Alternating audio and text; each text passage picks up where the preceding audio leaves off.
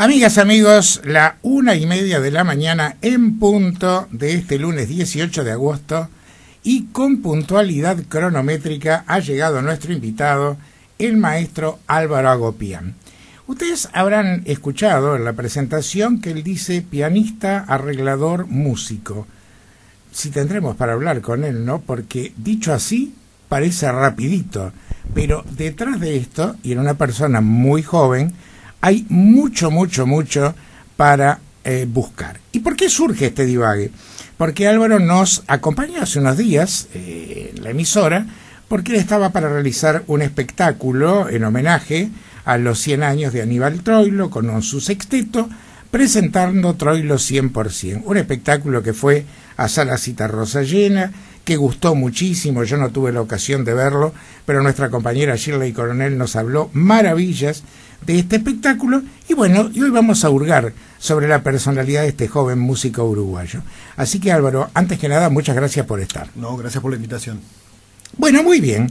Vamos a ir de atrás hacia adelante porque en principio quieren las cosas. Álvaro Agopián nació en 1975 aquí en Montevideo. Quiere decir que tenés 39 años apenas. Sí, hace 2 días atrás, el sábado 16, cumplí 39. Bueno, muy bien, felicidades entonces. ¿Dónde naciste? ¿Qué recuerdos del barrio? ¿Qué recuerdos de los primeros años? Imborrables. Yo nací en el populoso barrio de La Teja, en el año 75, en un barrio con una tradición familiar muy fuerte porque mis abuelos inmigrantes armenios llegaron a ese barrio. Por parte de padre, por parte de madre se establecieron en la Comercial, pero bueno, allí nací yo en el almacén que tenía mi padre, que sigue teniendo por otro lado. Y bueno, nada, los mejores recuerdos de esos primeros años, de ese barrio multicultural, con vecinos de una y otra nacionalidad. Nada, de una época de oro, imborrable, con los mejores recuerdos de esos primeros años de vida, realmente. ¿Hermanos? Una hermana menor, cantante. Familia de artistas. Sí, claro, mi padre músico también, bueno, empezó saliendo en carnaval, después tocó durante 15 años, todos los fines de semana en aquella cantina que estaba en la calle Crocker y 8 de octubre. Pero cómo no, famosísima. Y bueno, mi padre la cantina de la Unión. Exacto, ahí viernes y sábado durante 15 años, desde el año ¿Cuántas 80. despedidas? Todos pasamos por ahí. Pero, los que tenemos mi edad ni hablemos. Pero y yo con mi adolescencia, mi juventud, de ir ahí, sí, también los mejores recuerdos de ese lugar. Bueno, después él sigue teniendo su orquesta de música armenia en la que yo tocaba, es decir, siempre en un ambiente musical dentro de la familia, ¿no? Sí, sí. Bueno, ¿y en qué han incidido? ¿Cómo ves la incidencia de tus padres, verdad? ¿Por qué lado va mamá? ¿Por qué lado va papá en aquel niño que comienza a transitar su infancia en ese barrio de La Teja? Bueno, como te decía, la música siempre estuvo presente. Yo desde los 5 años que estoy estudiando piano. Primero empecé estudiando piano con una profesora del barrio, con la que mi padre también había estudiado. Y la música siempre estuvo presente en mi casa. Yo recuerdo ensayos, mi padre tocando, ensayando, grabando, que la guitarra, el piano, es decir... fue como digamos, un ambiente propicio para que los hijos anduvieran por ese lado. No hubo ninguna imposición de ningún tipo en absoluto.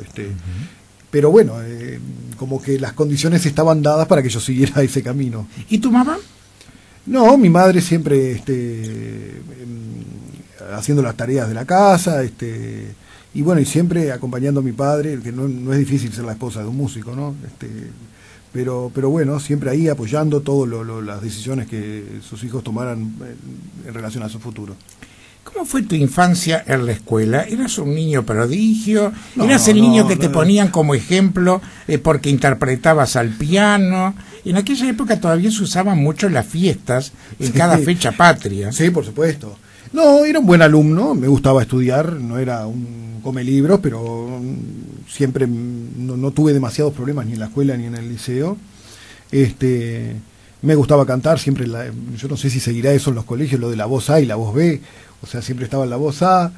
Y bueno, y sí, en alguna cosa me destacaba por el hecho de tocar un instrumento, ¿no? A pesar de mi corta edad, o sea, de manejar en definitiva otro lenguaje, que eso es la música, y otra forma de escritura, que son las notas musicales. Por cierto. Ahora, cuando estás en el liceo, bueno, viene esa etapa que uno tiene que resolver. ¿Qué voy a hacer? ¿Seguir una carrera convencional? ¿Me voy a dedicar a la música? ¿Cómo fue la resolución en definitiva? Yo me recuerdo de chico con una varita de madera dirigiendo en la nada como una orquesta imaginaria, ¿verdad? Pero bueno, ya llegada a la adolescencia, yo lo que quería hacer era la carrera de Relaciones Internacionales. Así que hice quinto humanístico, sexto derecho, e incluso entré a la facultad de Derecho de la Universidad de la República. Simultáneamente entré también a la Escuela Universitaria de Música, o el Conservatorio, o hoy Facultad de Artes. Yo me acuerdo que ese año, que fue el año 93 en el que yo entré a la universidad, los cursos habían empezado tarde por un problema de la votación del presupuesto universitario. Bueno, la cosa es que las clases empezaron tarde y yo me inscribo paralelamente en las dos facultades. En una de las primeras clases en la Facultad de Derecho, que me acuerdo que era de Historia de las Ideas, el profesor pregunta quiénes de sus alumnos estaban inscriptos en más de una facultad. Los que así estábamos, levantamos la mano, y el profesor dijo que eso era un síntoma de inseguridad. Y esa fue la última vez que yo pisé la Facultad de Derecho.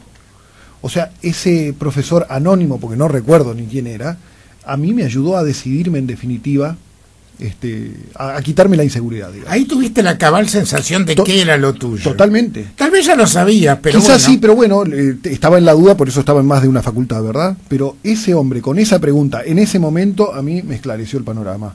Sin saberlo él. Qué increíble, ¿no? Como a veces las cosas se dan, o aparece esa persona en el camino de uno. Totalmente. Que es como que le abre una puerta, porque en el último término te dijo, bueno, este camino lo vas a transitar. Exacto, el camino sí, claro, exactamente. Sí, Qué sí. bueno. Sí, sí.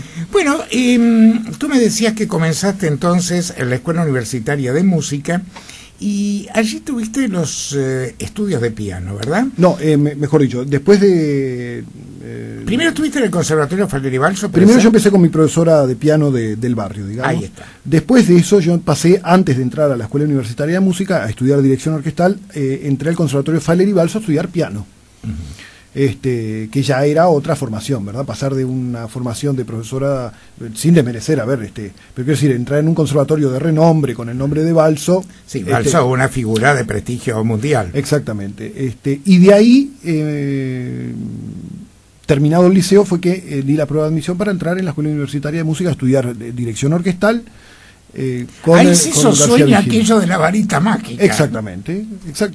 A partir de ese momento, me acuerdo que la prueba de admisión estaba García Vigil, el Héctor Tosar, el gran compositor, Antonio Mastro Giovanni, que era en ese momento el director de la Escuela Universitaria de Música, y bueno, hubo una prueba de admisión y resulté admitido. ¿Y cómo fue el tránsito? Porque hay quien dice que para determinadas cosas hay que nacer con algo natural.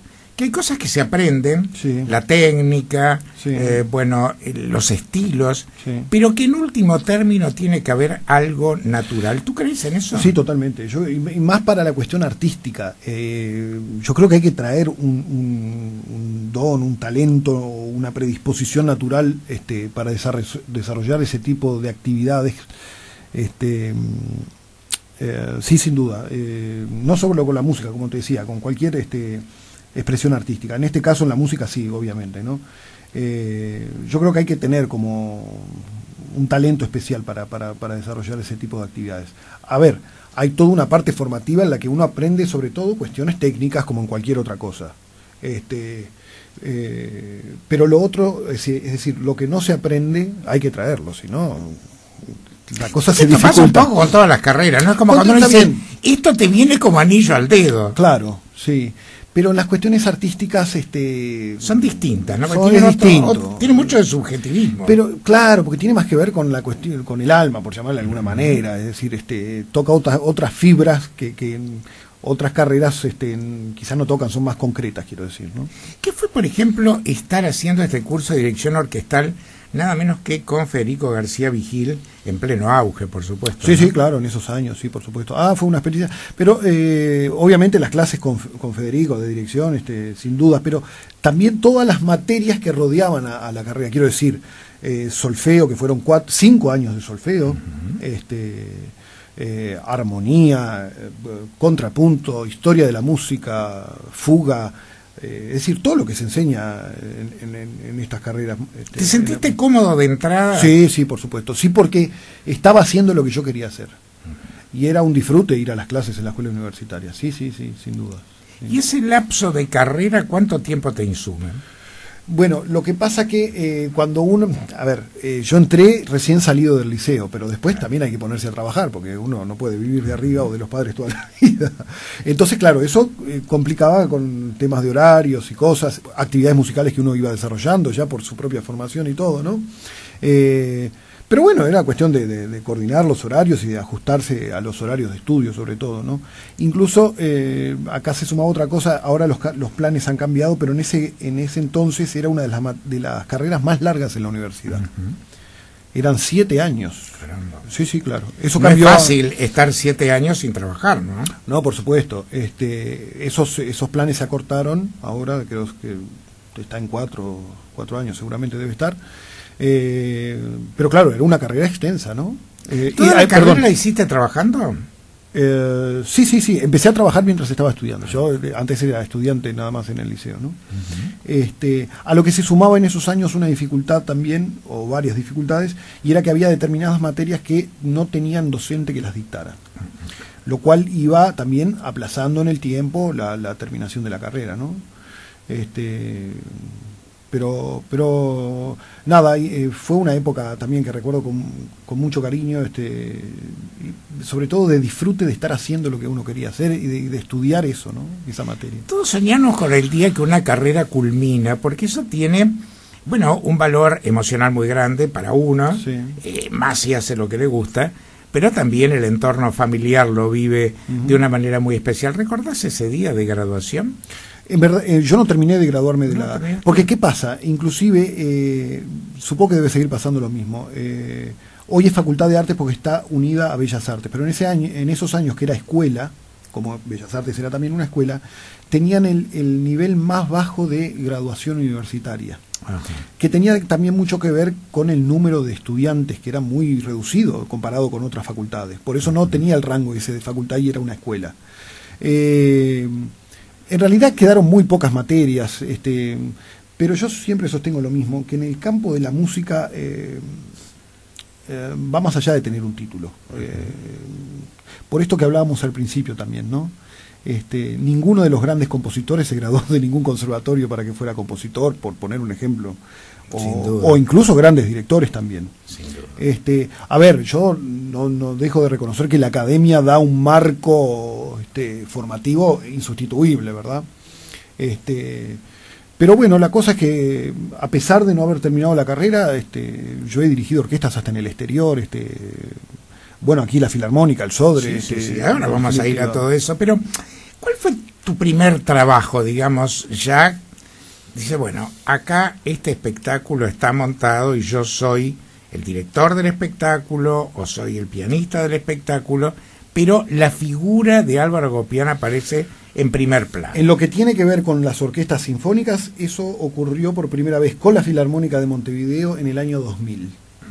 Siendo estudiante de dirección orquestal, 2 compañeros más de estudiantes de dirección orquestal y yo, habíamos dirigido un ciclo, todavía recordado por muchos, de que se habían hecho las 4 estaciones de Vivaldi en distintos barrios de Montevideo, en distintas iglesias. Yo recuerdo haberla visto en la Cruz de Carrasco.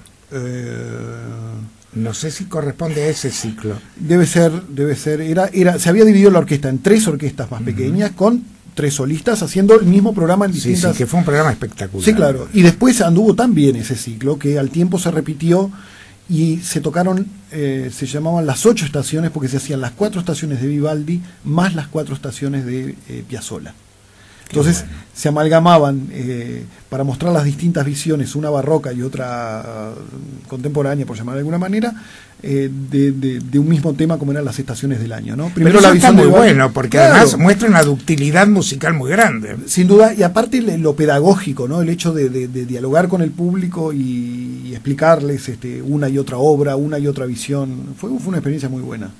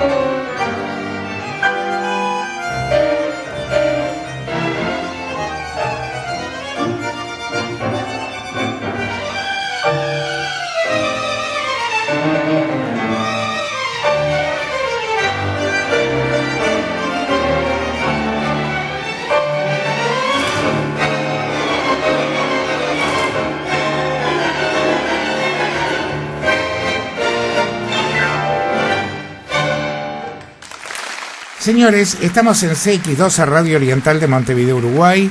Estamos en el mundo a través de www.oriental770.com y, como de costumbre en Musicalísimo, reservamos los lunes de madrugada para conversar con un invitado, en este caso el maestro Álvaro Agopián, como él mismo lo dijo, pianista, arreglador, músico. Bueno, muy bien, estamos en ese año 2000, un año que además fue muy especial por los conciertos, porque estaban los conciertos del milenio. No sabíamos si el milenio empezaba en el 2000 o en el 2001, pero la cifra 2000 era una cifra redonda.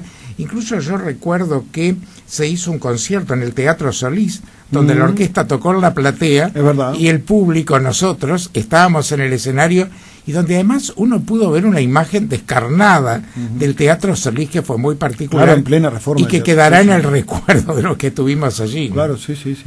Pero yo iría unos años para atrás, porque ¿qué pasa? En el 93, que fue el mismo año en que yo entro en la universidad, comienzo a dirigir un coro de la colectividad armenia, de una institución de la colectividad armenia, que es la Unión General Armenia de Beneficencia, institución a la que pertenecía el colegio y el liceo en el que yo estudié, y a partir de ese año yo empiezo a dirigir el coro polifónico de esa institución, que desde la década del 40 hasta hoy siempre tuvo distintas agrupaciones corales dirigidas por incluso grandes maestros, desde Jaime Airaldi en aquellos años 50 o 60, si no me equivoco, después Luchini Rivas, otro director coral que ahora está en Paraguay, y bueno, y desde el año 93 hasta la fecha, o sea, hace 21 años que yo dirijo ese coro.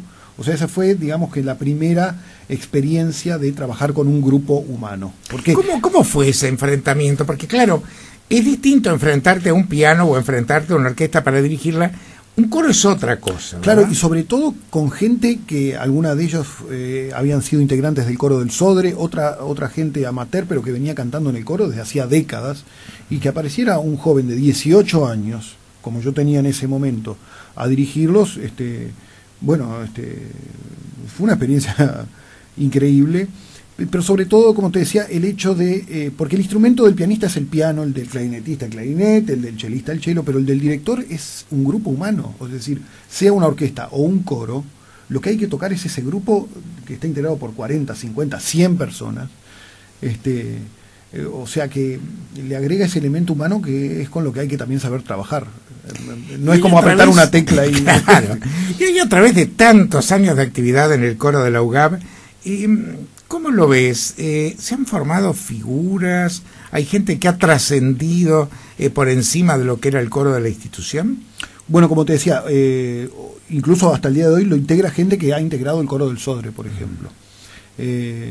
Y ahí sobre todo también la importancia de la labor en la manutención de todas las tradiciones armenias aquí en el Uruguay, a tantos kilómetros de Hablemos Armenia, un poco ¿no? de eso, porque Armenia es uno de los países que estuvo integrado a la ex Unión Soviética, ¿verdad? Sí, sí. Entonces, cuando cae el muro de Berlín y cuando se desploma la Unión Soviética en el año 91, acontece algo muy preciado por todos los países que salieron de ese englobe, que era el recuperar sus principios, su sistema de vida.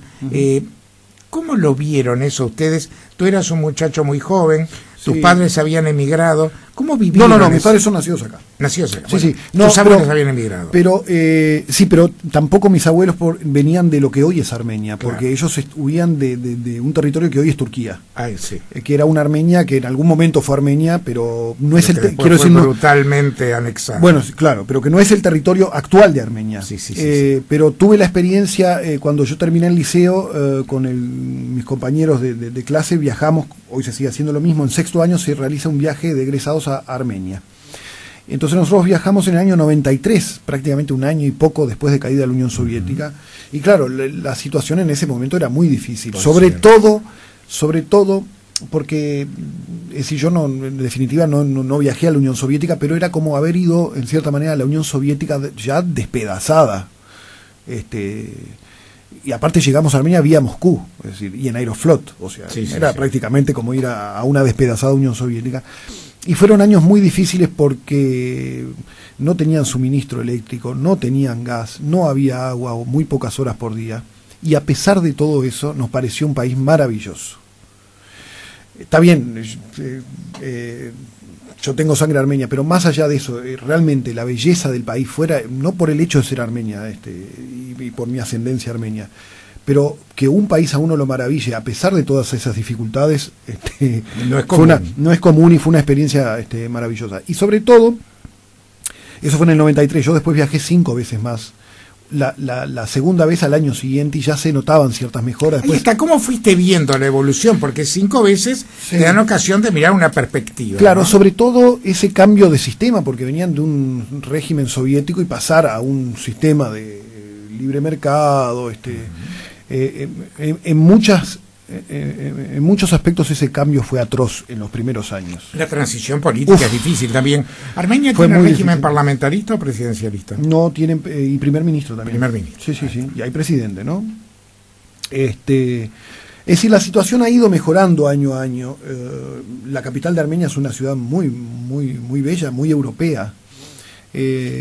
Pero la situación hoy sigue estando difícil. Uno sale de lo que es el centro o el microcentro y Fuera de la capital la situación es muy difícil, fábricas cerradas, hubo una emigración desde la independencia de la Unión Soviética hasta hoy, 20 años después, de casi 1 millón de personas, en un país de 3 millones. O sea que la tercera parte de un país emigre es mucho. Sí, sí.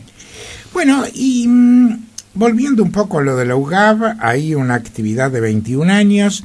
¿Y con el coro? ¿Es con el único coro que has trabajado o has trabajado con otros coros? No, he trabajado con otro coro de otra institución armenia en un lapso muy corto, pero con este coro con el que vengo trabajando tantos años, hubo un sueño que se concretó hace 2 años atrás, que fue el hecho de poder viajar con el coro a Armenia y cantar allí en armenio. Ah, mira. Ah, claro, eso fue una experiencia también maravillosa, porque... supongo que debe pasar lo mismo con cualquier otra colectividad, estando fuera de su patria. Es un trabajo realmente difícil mantener todas esas tradiciones, el idioma sobre todo, después de tantos años de asentada esa colectividad en otro país. Entonces, y era lo que ellos valoraban, ¿no? Que un grupo tan numeroso, era casi 40 personas integrando el coro, cantando todo un repertorio en idioma armenio a 20.000 kilómetros de distancia. Nada, era algo que ellos valoraron y que para nosotros fue una experiencia increíble, ¿no? Cantar en nuestro idioma, Aparte, se nota eso. Yo tuve la ocasión de ver, creo que hace 1 año o 2 en el Sodre, hubo una figura armenia de primer nivel aquí, sí. Y realmente estaba absolutamente repleto el auditorio.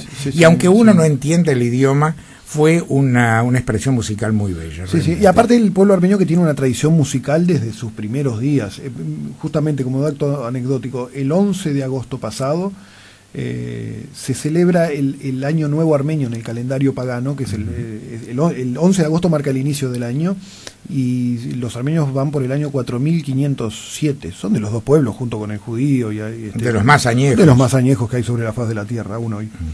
Sí, sí. ¿Has trabajado en alguna otra institución, por ejemplo, liceos, colegios? En el mismo colegio donde yo estudié, doy clases de canto armenio, y en el mismo liceo donde estudié durante 10 años di clases de educación musical de la currícula de secundaria.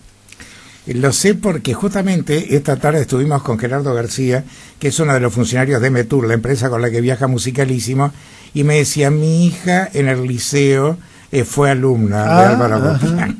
Así que por eso te lo preguntaba. Hay otro colegio, y ellos son de La Teja, viven en la Teja. Y hay otro colegio armenio donde ese fue el primer trabajo que yo tuve, remunerado, digamos. Yo, siendo alumno del liceo, estaba trabajando como docente de música armenia en otro colegio, Nersesian. O sea que ahí yo empecé a dar clases con 17 años. Mientras estudiaba en el liceo, daba clases de canto armenio. Mucha gente se pregunta, ¿cómo se hace para vivir de la música? Y bueno, hay que estar en muchas cosas, ¿no? No es decir, no hay muchas tampoco oportunidades para dirigir aquí, más allá de las 2 orquestas sinfónicas o alguna agrupación que uno pueda llegar a formar y a dirigir. Entonces hay que estar en otras actividades paralelas, digamos, pero siempre dentro de la música. Por ejemplo, o dirigir un coro, o dar clases, o enseñar piano. ¿La docencia es uno de tus fuertes? ¿Te gusta? Es linda la docencia, sí, claro que sí. Fue una tarea que yo desarrollé con mucho cariño y digamos, no es el leitmotiv. No, sin duda, no. Primero está el ser ejecutante de un instrumento, ¿no? Mi instrumento es el piano, lo fue toda la vida y lo seguirá haciendo. Y después la dirección de orquesta, ¿no? Esta pregunta que yo te voy a hacer la catalogo como tonta, porque es cuando uno llega de un viaje y te dicen, ¿qué es lo que más te gustó? Y la verdad que las cosas no se pueden comparar, porque cada cosa es como es. Sí. Pero, ¿cómo te sentís más cómodo? ¿Al piano, dirigiendo o arreglando? Ay, es que no hay una más que otra, me parece. Yo disfruto de las tres. Quizás el trabajo de hacer un arreglo es más íntimo que las otras, ¿no? Uno está ahí con su papel y su lápiz y su instrumento y su mente y pensando qué hacer, qué no hacer. No sé, me parece que son las tres por igual, porque no las pondría en uno y otro escalón. Son distintas, pero a su vez complementarias. Sí, sin duda, y son lo mismo en definitiva. A ver, por más que uno mueva los brazos o pulse las teclas o escriba sobre un papel, en las tres está la música, o sea, son lo mismo. Vamos a ir desgranando distintas actividades. Comencemos por la Orquesta Filarmónica de Montevideo, Sí. que además hoy nos ha traído música Sí. con la Orquesta Filarmónica de Montevideo, que Henry Lagarde la va a ir insertando en el curso de este divague. ¿Qué es la Filarmónica de Montevideo para ti? ¿O qué representó, qué representa? Y la Filarmónica fue en definitiva y sigue siendo el primer lugar donde uno pudo volcar prácticamente lo que había aprendido dentro de un aula.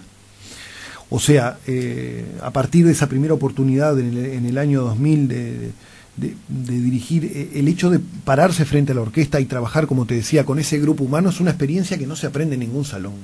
Ese tipo de experiencias, por más que uno aprenda la técnica y cantidad de cosas, lo da la práctica. Porque además tampoco los grupos humanos son siempre iguales. No, por supuesto. Día a día son distintos los mismos músicos, uno mismo. A ver, es decir, es así, naturalmente es así.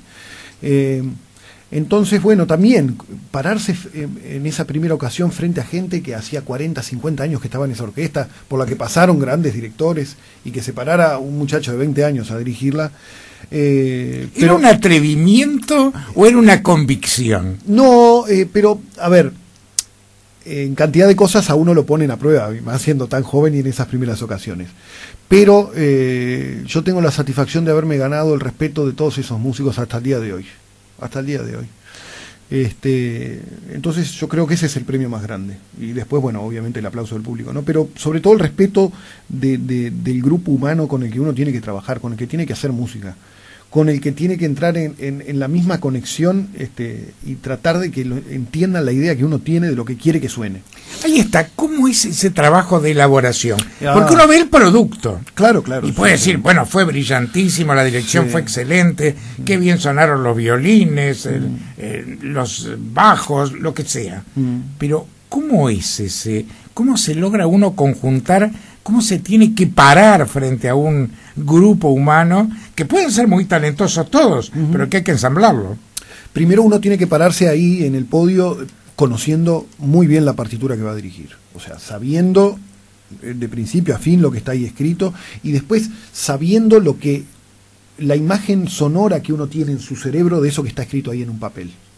Entonces, y lograr transmitir eso, y lograr que eso suene armónicamente, que todos toquen como uno quiere al mismo tiempo.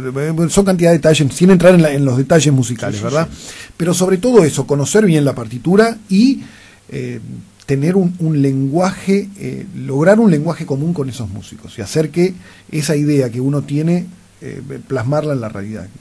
¿Y cómo sigue todo este trayecto que comienza en la Filarmónica con aquel jovencito que se para allí?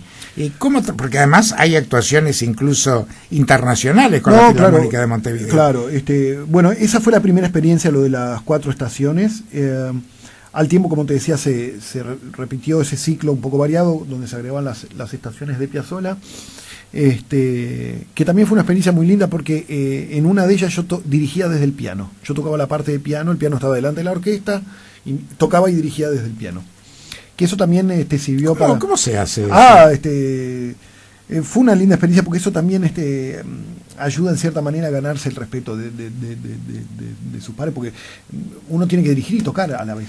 ¿Te sirve para ver mejor lo que está pasando? Porque yo acá voy a traer el recuerdo de un querido actor que era Eduardo Esquinca. Sí. Eduardo Esquinca, que fue un director excepcional, siempre se reservaba, en la época que la comedia hacía todos clásicos, un papel pequeñito, de forma tal que la parte de dirigir el elenco pasaba por el escenario, como para ver en qué estaba la cosa. ¿Es así?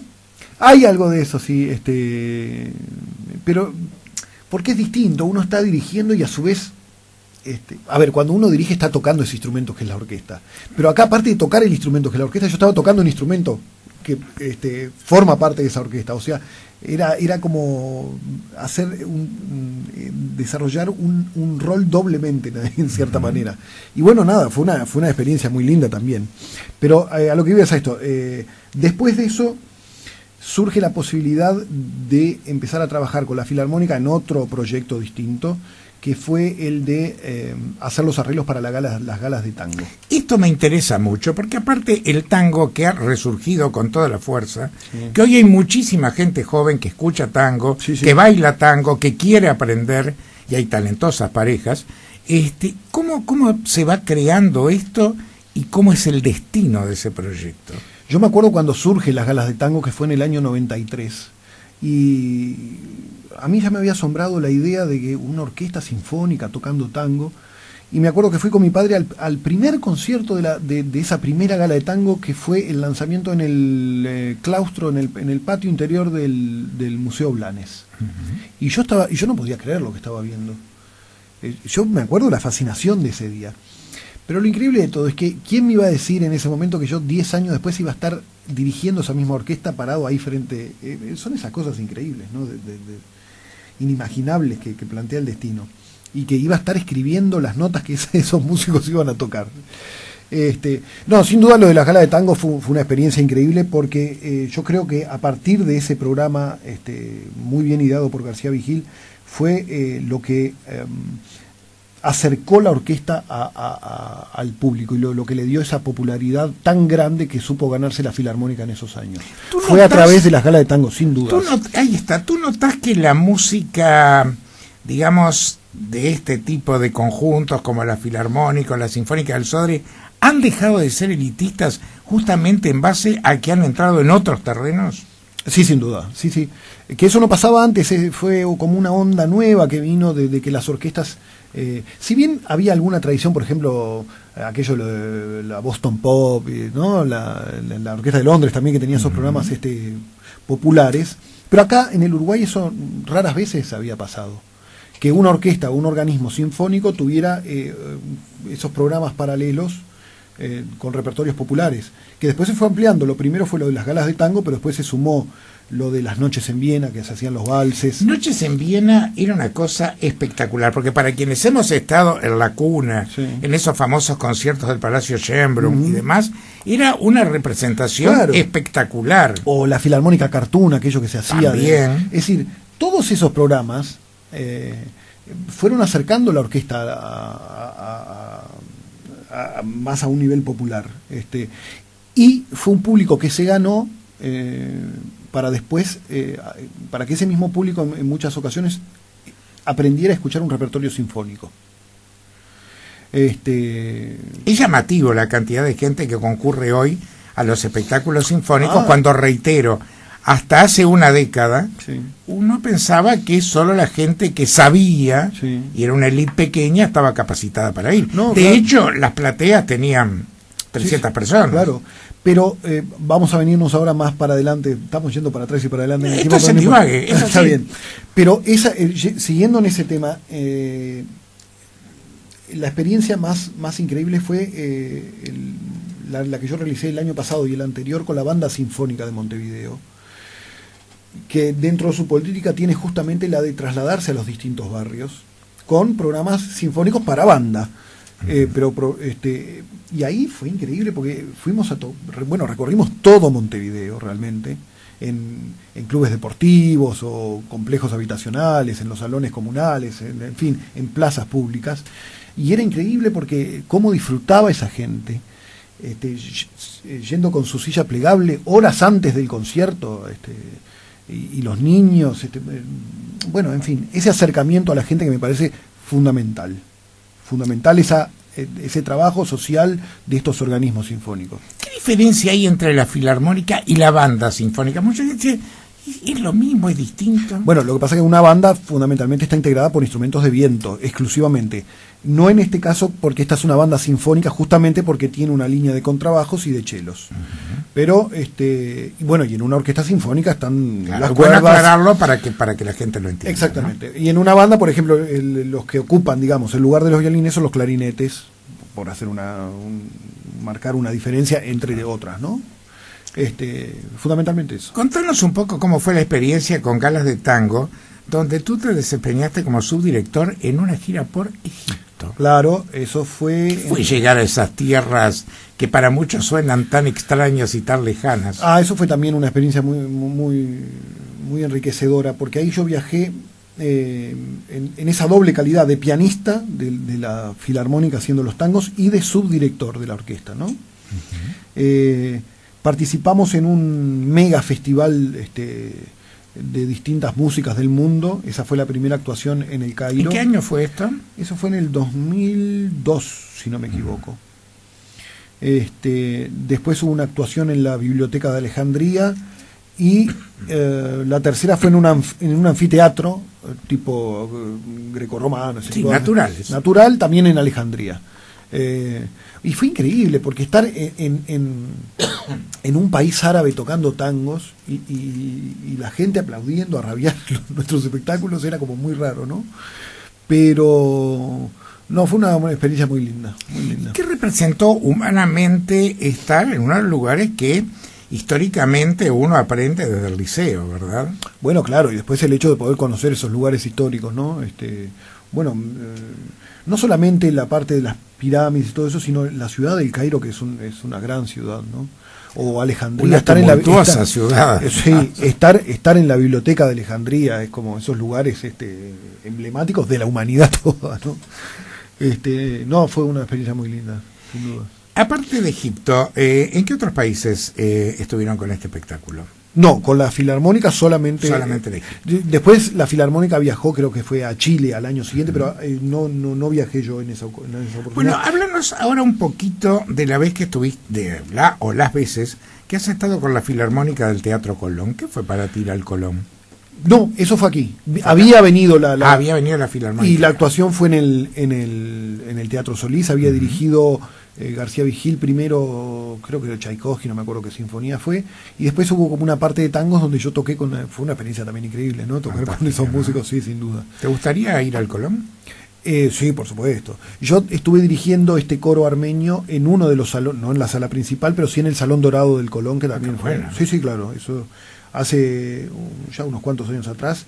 En esa oportunidad se había juntado este coro que yo dirijo con otro coro de la misma institución en Buenos Aires, y entre otros números artísticos que hubo, y bueno, la actuación fue en el Salón Dorado del Colón.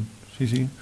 Ahora hablemos un poco de la Orquesta Sinfónica del Sodre, que también has tenido participaciones. Sí, la Orquesta del Sodre la dirigí en una sola oportunidad, que fue en el inicio de la temporada del año 2010 o 2011, no recuerdo bien, en el lago del Parque Rodó. También con un repertorio popular, había venido de solista Federico Britos. Es un lugar realmente extraordinario para hacer conciertos. Sí, por supuesto. Yo ya había dirigido ahí la Filarmónica con galas de tango. No, con MP3, o sea, aquel programa donde se hacía primero una parte de tango, después se hacía un candombe de la Marque Pons, y se terminaba con las variaciones sobre un tema de Rada de García Vigil, donde tocaban dos baterías de murga. Y bueno, en ese mismo escenario yo dirigí la Orquesta del Sodre, también con un repertorio popular, y había venido de solista en esa ocasión Federico Britos, el violinista uruguayo que está radicado en Miami. No? Sí. Que tuvimos la ocasión de conocerlo. Yo conocí un espectáculo que hizo con Alfredo Lérida acá en Montevideo. Y yo toqué en esas oportunidades también, claro. Era el pianista. Lérida ha estado más de una vez, cada vez que ha venido al Uruguay ha sido muy gentil de estar con nosotros. Ajá. Bueno, pero también has actuado, por ejemplo, con gente muy popular, como ese dúo emblemático de Larbanoa Carrero. Sí, claro. Eso como también. Malena Murjala, una figura espectacular. Con Larbanoa Carrero, eso fue con la Filarmónica también. Yo aparte de dirigir la orquesta, también había hecho algunos arreglos musicales de los temas que ellos de sus temas. Con Malena Murjala lo mismo. Eso fue en el Hotel del Prado, si mal no recuerdo, hace un concierto muy lindo donde yo también había hecho arreglos musicales, aparte de dirigir. Bueno, después con Laura Canoura, eso con la banda sinfónica, con Pitufo Lombardo el año pasado también, o el anterior. ¿Cómo son esos espectáculos mixtos? Porque también yo creo que eso ha acercado mucho a la gente, por supuesto, claro, a la música. Sí, sin Ver duda. que nada es imposible, claro, y que no hay esas fronteras que se creaban antes de lo culto, lo popular, lo elitista y lo de todo el mundo. Claro. Pero sobre todo eso, la posibilidad de acercar un organismo sinfónico como una orquesta, o sea, una banda, al barrio, y haciendo repertorios populares y música autóctona. Eso es fundamental. Yo estoy leyendo acá porque tenés un currículum muy interesante. Por ejemplo, tú interviniste como maestro interno de la Filarmónica en la ópera La flauta mágica de Mozart. Sí. ¿Qué es maestro interno? El maestro interno es... éramos varios, en ese momento éramos todavía estudiantes, pero... es decir, uno está detrás, tras bambalinas, con la partitura general de la ópera, sobre todo controlando que los solistas que tienen que entrar en determinado momento estén prontos para entrar a escena, digamos. Pero uno tiene que seguir la partitura ahí de principio a fin, y controlando eso. Fue una experiencia muy buena también. ¿Te gusta la ópera? Me gusta, no es el género que más te apasiona. No, sin duda, no. Me gusta más el repertorio puramente sinfónico, o incluso la música de ballet, que me gusta más que la ópera. Pero el hecho de haber trabajado por dentro en una ópera da otra cosa, y recuerdo con mucho cariño esta ópera de Mozart, que me parece increíble. También dice por acá que estuviste como maestro preparador de esta misma orquesta junto al legendario grupo Jethro Tull. Eso es verdad. ¿Cómo fue eso? Eso fue hace muchos años. Yo no sé si el público recordará, había venido Jethro Tull a tocar de solista con la Filarmónica, y bueno, yo fui quien preparó ese concierto. Concierto que parecía imposible. Claro, sí, pero grandes músicos, ¿no? Un grupo legendario del rock de los años 70, ¿no? Ellos habían mandado sus arreglos muy bien escritos, y a mí me tocó el trabajo de ensayar la orquesta para cuando ellos llegaran, y después el concierto lo hicieron, dirigía uno de ellos, creo que era un cuarteto, era el que se encargaba de dirigir la orquesta. Yo fui el que la preparé para que hacer sonar los arreglos que habían mandado. Yo te voy a ir mencionando varios nombres que están acá en tu currículum para que tú me digas algo de cada uno de ellos, sí. Porque tú has tocado con estas importantes figuras. Gustavo Nossetti. Gustavo, uno de los mejores cantantes de tango que ha dado nuestro país. Yo tuve la oportunidad de tocar en lo que terminó siendo su último concierto, unos meses antes de su muerte. Una pena, un hombre joven. Claro, un hombre muy joven, sí. En plenitud, además, ¿no? Sí, en la plenitud de su carrera, pero bueno, esas cosas. Son pero cosas un gran cantante, sin dudas. Raúl Garelo. La oportunidad de trabajar con Garelo también, eso mientras fue cuando yo estaba integrando la orquesta Matos Rodríguez. Se había hecho un ciclo en el Teatro Solís donde vinieron distintas figuras de Buenos Aires, entre ellos Garelo, María Graña, que también aparece por ahí. Justamente María Graña, exacto, una figura emblemática. Sí, y había venido también Atilio Stampone, otro nombre pesado dentro del tango, ¿no? Pero la experiencia con Garelo fue muy buena, es sin duda uno de los grandes nombres del género. Fue bandoneonista de Troilo, arreglador de la misma orquesta, y después fundador y director y arreglador de la Orquesta de Tango de la Ciudad de Buenos Aires. Hace un par de meses, o tal vez un poco más, porque uno pierde la noción del tiempo, estuvo con nosotros hablando de la Fundación Cienarte, uno de sus creadores. Fue un placer hablar con el maestro Raúl Jaurena. Ajá. ¿Qué recuerdo te deja? Otro gran amigo. Un gran músico, sin duda, y aparte somos amigos. Yo estuve en su casa cuando viajé a Nueva York hace unos años atrás. Ahora cuando yo fui a tocar a Washington, me enteré que él tocaba en un teatro, y bueno, caí de sorpresa a visitarlo. Fue una sorpresa para él.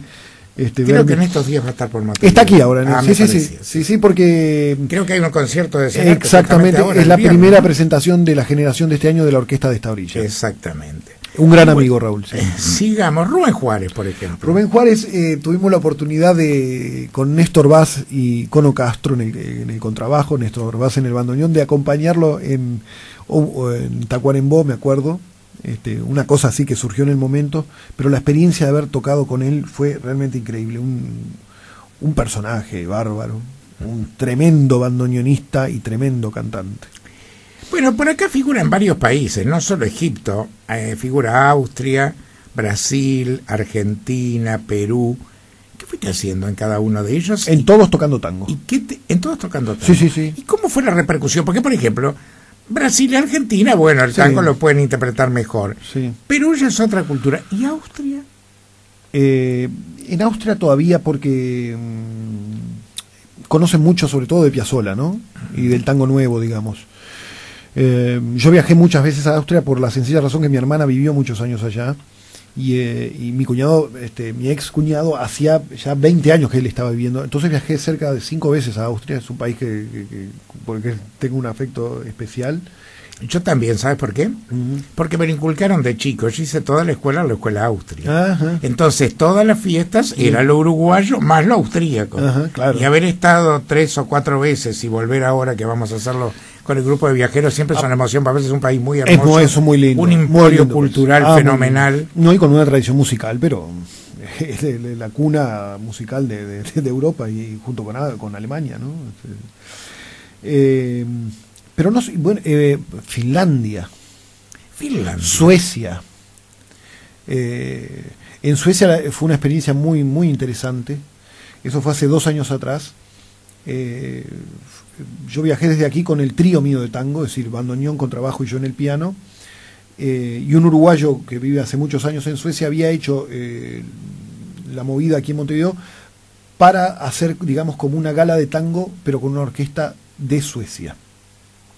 Eso ya se había hecho unos 10 años antes. Había viajado a Suecia García Vigil, Toto Damario en ese momento, que era el arreglador y bandoneonista de las galas de tango, y otros músicos más.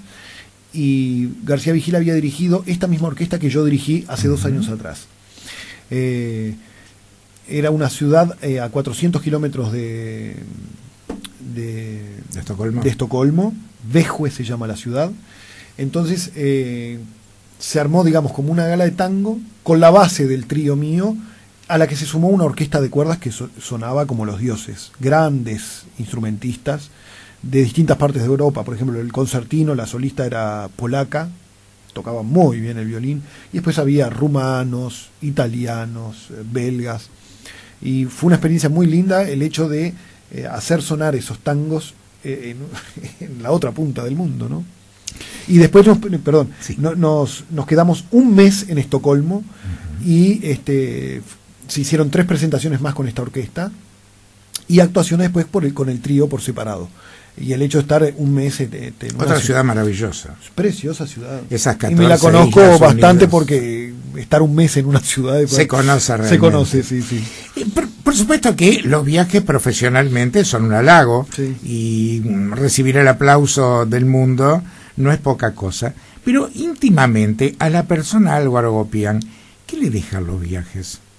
¿O cómo los vive? Lo que pasa es que a mí me encanta viajar, y yo tengo la experiencia por la parte familiar de primero haber viajado siendo nosotros adolescentes con mis padres mucho en esos años, ¿no?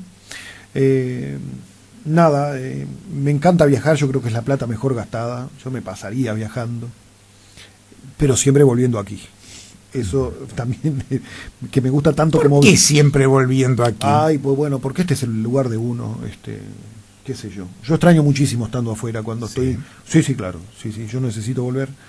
Me parece que este es mi lugar en el mundo. Montevideo es una ciudad que yo amo muchísimo.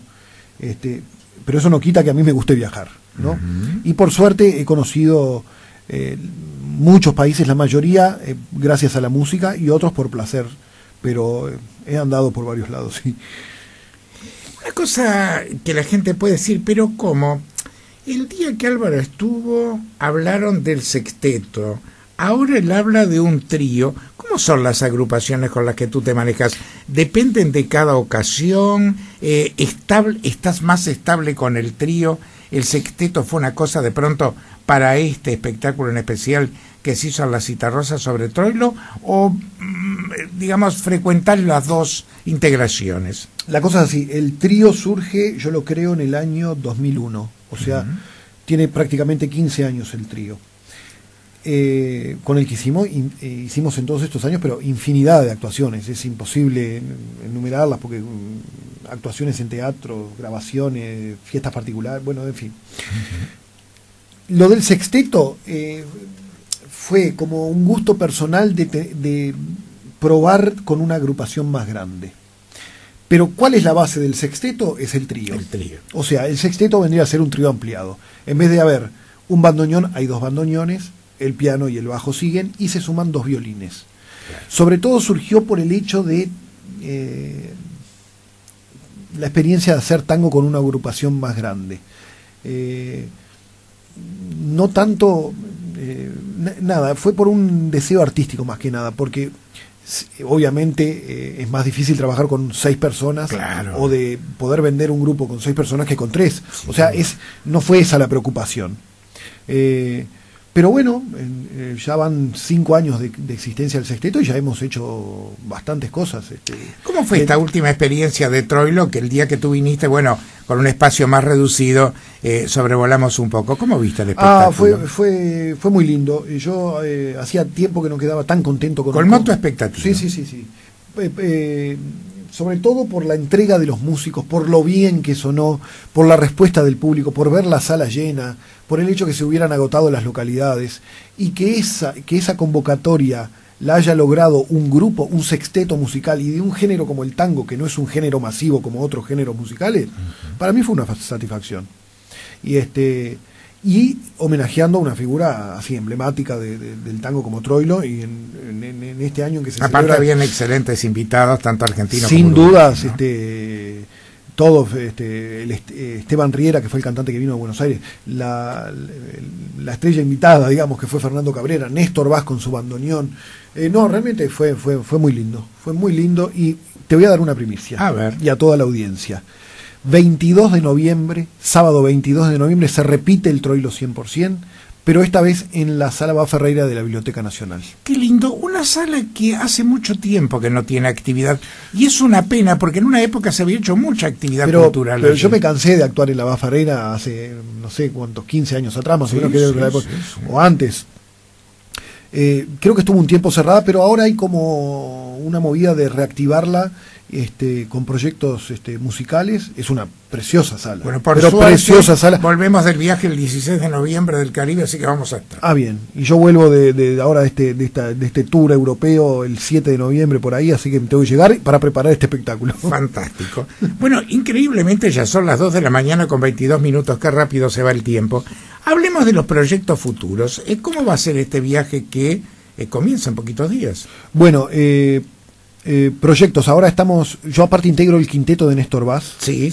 Estamos haciendo un ciclo ahora los viernes de agosto en el Museo del Vino, con un tango sin... Vamos a decir dónde es el Museo del Vino, porque mucha gente no lo conoce.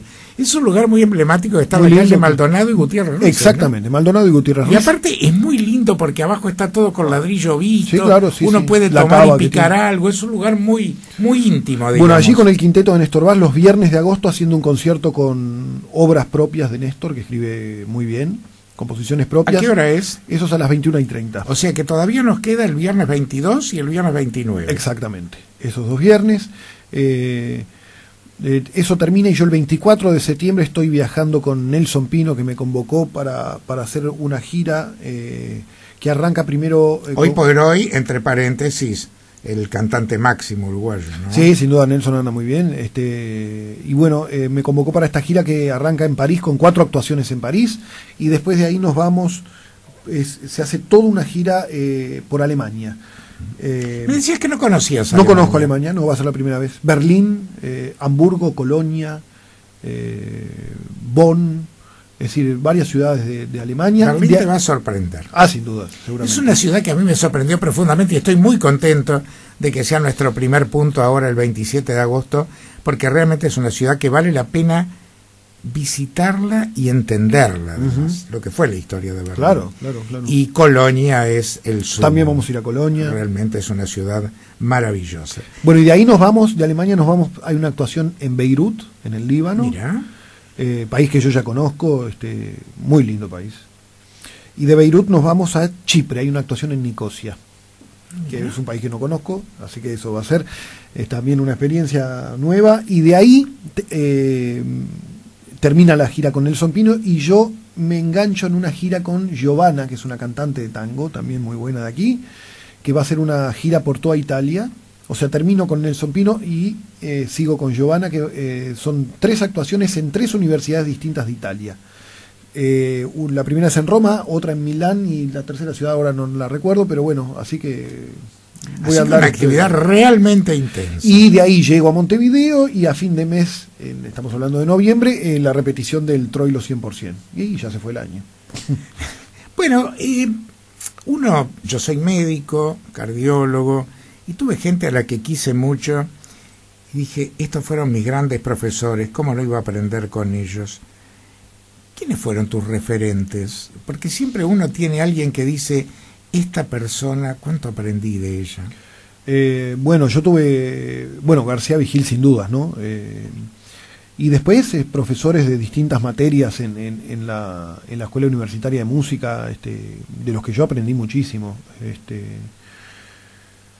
Beatriz Lócar, compositora, profesora de armonía en esos años, en la Escuela Universitaria. No quiero nombrar a uno porque me voy a olvidar de otro y va a ser peor, pero recuerdo un curso que yo había hecho de arreglos de tango para guitarra con Agustín Carrevaro, es decir, una persona emblemática de la guitarra en el Uruguay.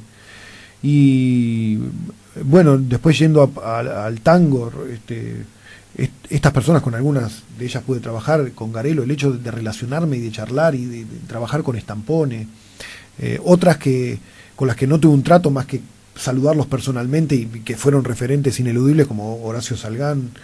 Está lleno. ¿Con quién te gustaría tocar o dirigir? Si en este momento dijera, bueno, mira, lo que vos quieras hacer, yo te lo consigo. Bueno, a mí me hubiera gustado tener a Piazzolla de solista ahí al lado mío. Pero por nombrar a uno, yo qué sé. Bueno, muchos viajes. Vos dijiste hoy que no era fácil para tu mamá ser la esposa de un artista. Sí. ¿Estás solo? ¿Estás en pareja? ¿Estás casado? No, estoy solo ahora. Estuve casado, pero ahora estoy solo. ¿Tenés chicos? No. Bueno, eso te da más libertad. Por supuesto, sin dudas. Y nada, lo que te decía, me gusta mucho viajar. Siempre trato de conocer lugares nuevos. Bueno, salvo Armenia, a la que fui ya 5 veces. Pero ¿cómo tiene que ser la esposa de un artista que, por ejemplo, está en este momento, en un muy buen momento, valga la redundancia, pero se nos va a hacer una linda gira? Sí, no sé cómo tendría que ser. Tendría que tener mucha paciencia, supongo, para que su compañero se vaya tanto tiempo y confianza, yo qué sé, muchas cosas. Uno te ve y te ve sonriente, te ve con cara de alegría. ¿Cuál es tu estado más habitual? Porque muchas veces se dice que el creador, el compositor, el arreglador, el director, tiene, como en toda profesión, sus momentos, pero que por la exigencia que eso impone, pueden haber momentos de gran tensión, pueden haber momentos de depresión. A ti se te nota contento, se te nota feliz con lo que estás haciendo. No, sin duda. Sí, porque es mi motivo de vida, es decir, yo no sé hacer otra cosa que esto, y me gusta hacer lo que hago. Claro, pero lo que voy es a esto, ¿el arte puede ser traumático por momentos? No, por supuesto, sí, y hay momentos, sobre todo en la creación, de absoluta soledad, por llamarlo, porque uno está solo ahí, tan solo en su universo, porque aparte de eso, la música crea un universo paralelo en el que uno y que es intocado, ¿no? Ahí no hay problema, no hay nada. Más que estas angustias creativas o ese tipo de cosas, quiero decir. Es como Nietzsche dijo, que la vida sin la música sería un error. Creo que es una buena frase. ¿Cómo es el acto de la creación? Digo, por ejemplo, tú te propones hacer determinada cosa. ¿Lo haces con una disciplina? ¿Lo haces con una rutina? ¿Hay momentos en que de repente te despertaste y dijiste esto? Sí, hay un poco de todo. Piazzolla decía que en la creación hay un 70% de sudor y un 30% de inspiración. Porque a veces la gente tiene esa imagen ideal del compositor y las musas y las cosas, pero hay mucho trabajo ahí también. Hay sin duda inspiración, pero hay un gran porcentaje de trabajo y de disciplina y de aplicación, es decir, son las dos cosas. Sin meternos en temas escabrosos, no te queremos comprometer, pero la música es una de las grandes expresiones de la cultura. ¿Cómo ves la cultura hoy en el Uruguay? Tú has hecho docencia, o haces docencia quería empezar por ahí, en colegios. A mí lo que me asombraba hace 10 años atrás, yo hace 10 años ya que no doy clase, pero me asombraba comparando con mi generación, que habíamos egresado 10 años antes de yo dar clase, me asombraba la falta de cultura general que tenían esos estudiantes, y que uno la tenía, y que se perdió en esos 10 años. Entonces, yo no quiero ni pensar lo que debe ser hoy, porque no creo que la cosa haya mejorado demasiado. Creo que eso también responde a una época que tiene que ver con muchas cosas. Yo creo que la otra vez hablaba con un amigo, un compañero de generación, que en eso tuvo mucho que ver, yo creo, la aparición de Internet. Yo creo que eso marca un antes y un después. No sé qué filósofo ahora dijo que hoy el mundo se divide entre la gente offline y online. Hay algo de eso, hay algo de eso. Es decir, cuando a nosotros nos mandaban a estudiar en el liceo, mi generación era todavía esa generación que tenía que ir a la biblioteca del IAO, del Palacio Legislativo, a buscar material en los libros. Yo creo que eso hoy no existe más. Yo no me imagino a un estudiante yendo a la biblioteca Es decir, tiene todo al alcance de la mano. Y lo increíble es eso, que teniendo la información ¿y por qué no se aprovecha? Más cerca suyo, la desinformación sea más grande. Ahí está. Eso es lo increíble. Por eso yo creo que hay que hincarle el diente a toda la parte cultural, porque creo que es lo único que puede salvarnos de muchas amenazas que hay hoy. Yo creo que por ahí estamos coincidiendo. Sí, sí. Me dijiste que tu hermana es cantante. Es cantante, sí, sí. ¿Desde chica también entró al arte? Sí, sí, claro, sí, sí, sí. Ella después, estuvo viviendo muchos años en Austria, y ahí cantaba de todo un poco, distintos géneros. Bueno, ya retornó al Uruguay y se desempeña cada tanto cantando también repertorio internacional de todo un poco. Incluso ahora están haciendo si tú dijeras, ¿el mejor género de ella es? Yo creo que canta muy bien la música brasilera, algunos temas de jazz, incursionó en el tango, de todo un poco canta. Y ahora están haciendo un ciclo a ver en el Castillo Pitamiglio, los jueves, creo que. Eso es muy interesante, porque ese es otro espacio cultural que sí. felizmente se ha abierto ya hace un tiempo, no? Sí. Y que tiene una actividad muy continua. El Castillo Pitamiglio, ustedes saben que está allí en la Rambla, inmediatamente de pasar 21 de septiembre. Es un lugar además muy interesante de conocer, sí, claro, por toda la historia de lo que fue Pitamiglio. Y contanos cómo es el espectáculo y qué día, porque está bueno que la gente esté informada. Es un ciclo, ya lo habían hecho antes, está Alejandro Sarkisian, se llama el pianista que toca, y hay un baterista también. Son los jueves, yo no sé si son todos los jueves ahora de agosto o algún jueves puntual. Y nada, con un repertorio internacional de todo un poco hacen. Qué bueno. Sí, sí. Bueno, y dos hermanos artistas, ¿compiten? ¿Se admiran? ¿Se apoyan? Sí, sí, no hay competencia, no, para nada. Tu hermana era más chica, entonces vio surgir al hermano, ¿no? Ah, sí, claro, sí. ¿Sentía admiración de tener un hermano pianista? Sí, sí, claro. No, yo creo que sí, ese respeto por tener un hermano artista como vos decís, sí, eso sin duda existe, pero para competencia para nada, no. ¿Y tus padres, cómo te ven hoy? ¿Tus padres viven los dos? Sí, los dos, sí, claro. ¿Cómo te ven hoy ya consolidados, llegando a los 40 años, habiendo andado mucho por el mundo? Sí. ¿Cómo te ven? ¿Te dicen algo? Tu padre, por ejemplo, te dice, che, mirá, me parece que tal cosa, o no, mirá, vas por buen camino, dale fuerte. No, es decir, bueno, al comienzo yo en cantidad de cosas lo consultaba, sobre todo cuando uno arrancaba, ¿no? Hoy yo ya, uno se maneja solo.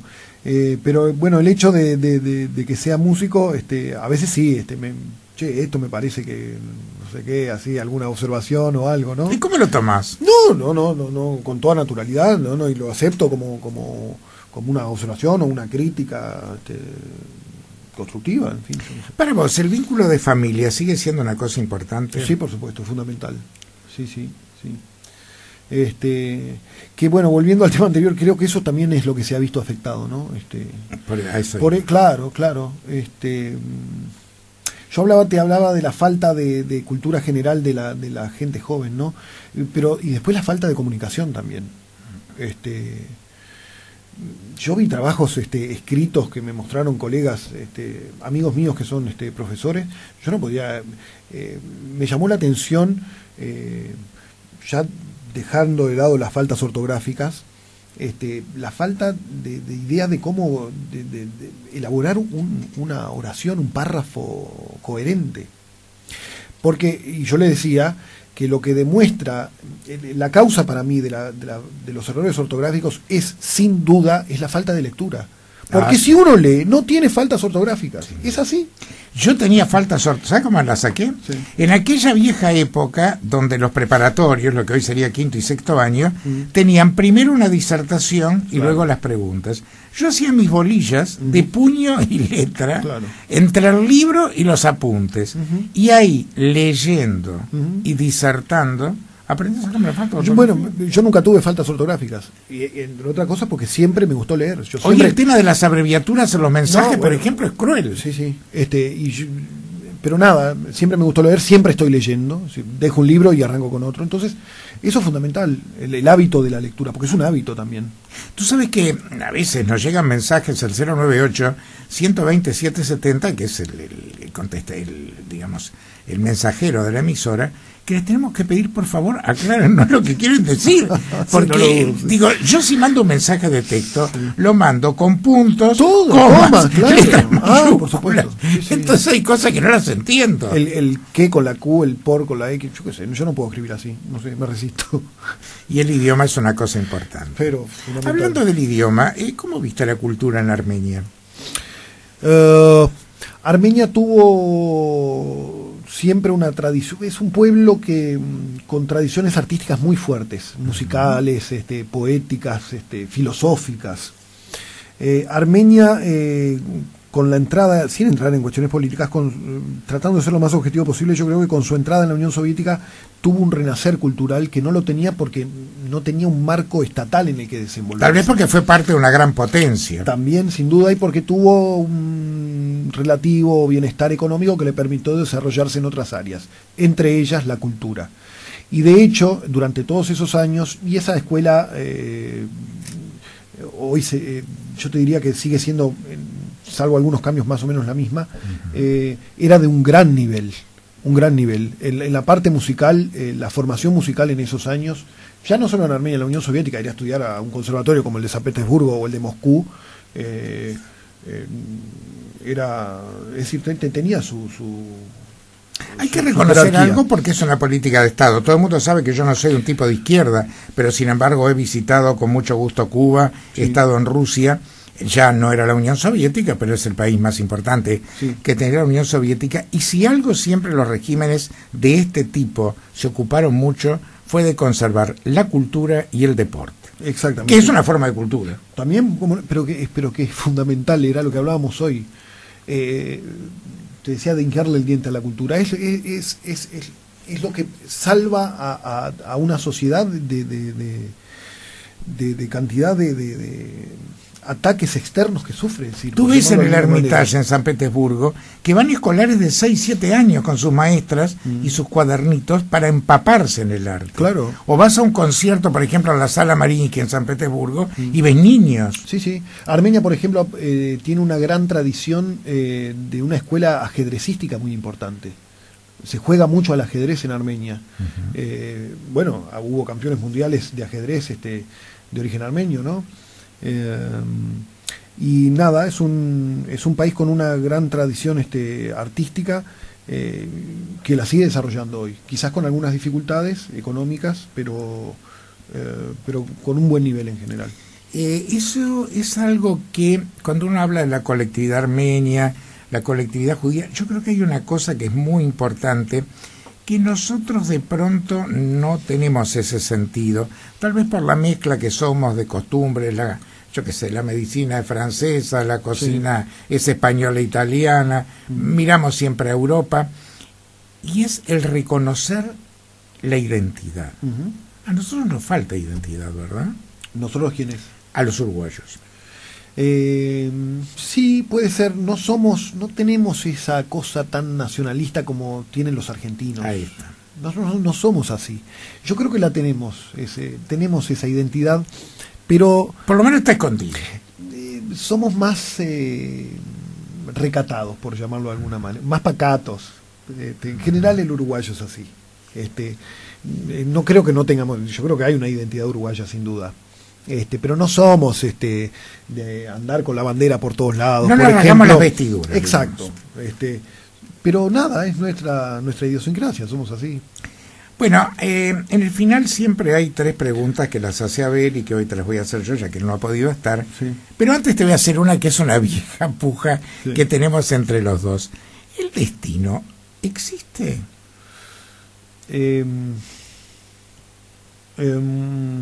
Sí, yo... Lo hace uno también.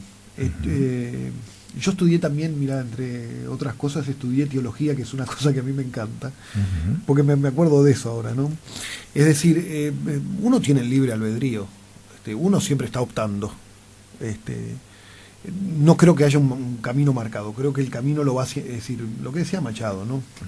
Se hace camino, claro, se hace camino al andar. Pero en definitiva, capaz que ese camino que uno va andando es el destino, en definitiva. ¿Quién sabe? No sé. Otro tema, sí. La felicidad. ¿Qué es la felicidad? ¿Sos feliz? Ah, sí, yo creo que sí. Sí, porque hago lo que me gusta hacer, eso no es poca cosa. Eso ya es un motivo de felicidad. Soy feliz con lo que tengo. Vivo tranquilamente. Hay gente que siempre aspira a tener más y mejor. No, eso no es importante. Después, y sobre todo por una experiencia de vida fuerte que me tocó hace 9 meses atrás, por un problema de salud que me tuvo ahí en la cuerda floja.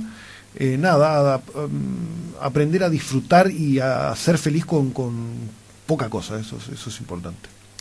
Otra cosa, una persona como tú, 40 años, 39, ha tenido un largo recorrido, lo va a seguir teniendo. Digamos que sos un tipo exitoso. ¿Existe el éxito y qué es en ese caso? ¿Sos exitoso?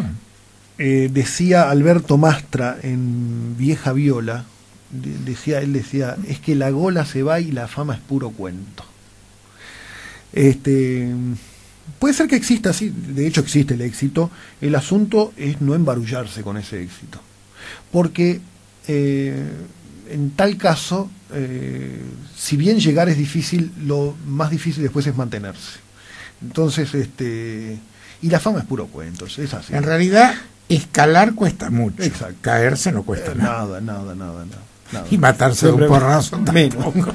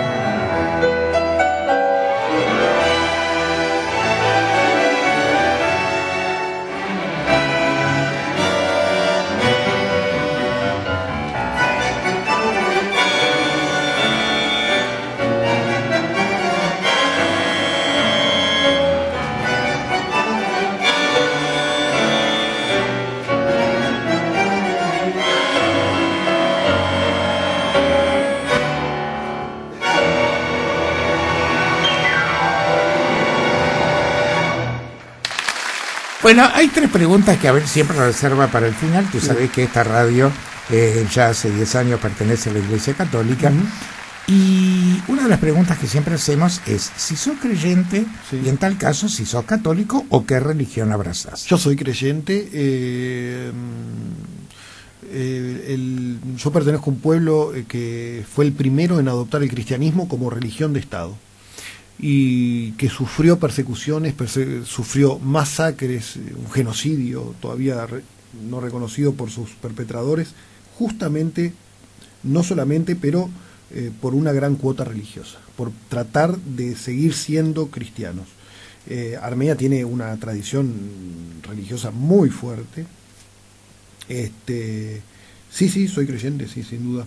Más allá de las, de si católico o no católico. De hecho, yo voy, soy organista y canto todos los domingos en la iglesia católica armenia, la misa armenia, que es exactamente igual al ritual de la iglesia ortodoxa armenia, y que me encanta tocar y cantar porque tiene una magia muy especial el rito armenio. Y como te decía, también por esa cosa de querer saber un poco más, fue que había empezado mis cursos de teología en la Facultad de Teología, que los tuve que dejar por falta de tiempo, pero que en cualquier momento los retomaré. Sos un tipo muy joven, pero lo único que uno tiene marcado el día que nace es que algún día se va a morir. Sí, esa certeza la tenemos todos. A esta altura parece utópico. Tal vez cuando tuviste el problemita de salud, por ahí pensaste. Sí. ¿Qué hay después de que Álvaro Agopian deje este mundo? ¿Hay algo? Yo creo que sí. No sé qué, pero sí. Sería muy aburrido que se terminara así tan pronto. Me parece que... Y aparte yo creo, Borges decía que uno está en los libros que leyó y en las calles que caminó, y yo creo en eso. Sin duda yo creo en ese tipo de cosas mágicas. ¿Le tenés miedo a la muerte? No, para nada. Sobre todo por esta experiencia que yo te decía, en donde estuve ahí con un pie en un lado y en el otro. Es decir, me parece que esa frontera es tan poco clara, tan que puede suceder en cualquier momento, y no tuve miedo para nada, sobre todo porque iba a suceder lo que tuviera que suceder, nada más que eso, y no otra cosa. Así que... ¿Qué representa la imagen del Papa Francisco para ti? Un personaje, yo creo que acorde a los tiempos que se están viviendo. No podría pensar en otro tipo de papa, y que puede hacer historia. Lo que pasa que, claro, no es él solo, ¿no? Pero es un personaje admirable, sí. Esta tarde, a las 4:30 de la tarde, está con nosotros siempre el padre Julio César Elizaga, creador de la parroquia de Belén, exorcista en su momento. Lo ha tenido que dejar de hacer por razones de salud, ya tiene sus 85 años, y tenemos un espacio musicalizo que se llama Conversando con el Cura, donde la gente pregunta cosas. Y a todos los invitados les decimos, ¿qué pregunta le harías al padre Elizaga sobre la Iglesia Católica o sobre algo que te merezca la reflexión de un sacerdote? Tantas cosas. Y yo con esa inquietud fue que empecé a estudiar teología. Y me fui con más dudas de las que entré. Pero eso no significa que yo haya dejado de creer, ojo. Porque, claro, uno trata de racionalmente tratar de entender algo que es inentendible, ¿no? Pero ¿qué le preguntaría? No sé. Algo que él me supiera responder, que tuviera... Bueno, por ejemplo, ¿qué te gustaría que te respondiera? ¿De alguna duda en especial que digas, esto, cómo lo dijeron? Sí, a mí me cuesta, vamos a entrar en cuestiones teológicas, ¿no? Mirá lo que terminamos, pero para eso estamos. A mí me cuesta creer en la resurrección de la carne. Es un tema que me gustaría preguntarle sobre eso, en tal caso. No en el del alma, yo creo, el de la carne. Es algo que me cuesta terminar de digerir. Muy bien. Bueno, ¿te has sentido cómodo? Sí, totalmente, ha sido un gusto, realmente. La verdad que nosotros agradecemos muchísimo la gentileza de haber estado. La gente te ha conocido mejor, porque el divague es esto. apenas si tenemos un currículum mínimo del invitado, porque los temas surgen solos, y lo interesante es que sea así, como una charla de café, donde uno va para un lado y de repente así salta es. a otro, pero en último término, esto lleva a conocer mejor a la figura. Vamos a repetir dos cosas, Álvaro. Primero, los espectáculos en el Museo del Vino, que van a ser los viernes de agosto. Exacto, los viernes de agosto a partir de las 21:30 en el Museo del Vino, con el quinteto de Néstor Vaz, en Maldonado y Gutiérrez Ruiz. Exactamente, en el subsuelo. No, se hace, sí, arriba. Perfecto. Sí. Bueno, es un lugar lindísimo. Precioso lugar. La van a pasar espectacular. Bueno, después yo me voy de viaje y después el espectáculo del 22 de noviembre. Sí, aquellos que no pudieron ir el pasado 31 de julio, no se pierdan el 22 de noviembre, sábado, en la sala Ferreira de la Biblioteca Nacional. Bien, con el sexteto de Álvaro Gopián en Troilo 100%. ¿Van a estar los mismos invitados? Casi seguro que sí. Y otra cosa, antes que me olvide, ¿Sí? Creo que es no recuerdo ahora bien si es el sábado 4 de septiembre, la gente después lo podrá averiguar bien. Seguramente haya un concierto por los 60 años del Teatro El Galpón, si no me equivoco. Ahí 65 años. Bien, voy a estar dirigiendo la Orquesta Filarmónica de Montevideo con el programa de galas de tango. Esto es el 4... Yo no recuerdo bien si es son los primeros días de septiembre. Perfecto. En todo caso, después les confirmo nos el dato. hace llegar la información y con mucho gusto la vamos a divulgar. Señores, hasta aquí llegamos en este divague, que además ha estado muy bien ilustrado musicalmente por Henry Lagarde, que ha estado en grabaciones. También nos ha dado una mano Carlitos Condesa, por supuesto. José Luis Paspatis y Juan Antonio Castro lo han puesto al aire, y nosotros nos vamos porque ya son las 3 de la mañana. Es hora de irse a descansar, y les recordamos que luego me van a tener que soportar una semana porque Abel se va antes que yo. Así que luego a las 3 de la tarde nos encontramos aquí en Oriental con la programación habitual de Musicalísimo. Que tengan ustedes un feliz descanso y muchas gracias por habernos acompañado.